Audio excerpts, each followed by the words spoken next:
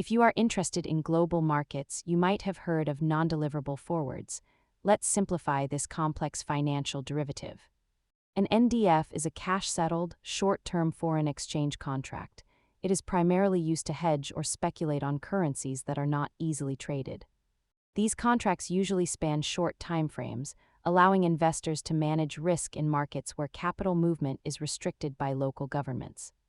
Unlike a standard forward contract, there is no physical exchange of currencies. Instead, the parties settle the difference in a major currency like the US dollar. While standard forwards involve the actual swap of currency pairs, NDFs are used specifically for restricted or offshore markets where physical delivery is impossible. If the market rate moves in your favor, you collect the difference. If it moves against you, you pay the difference. It is purely a cash settlement. Always remember that these are sophisticated tools for managing currency exposure, not for physical money transfers.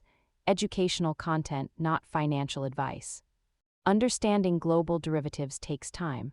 Subscribe for more deep dives into complex financial terms and save this video for your next study session.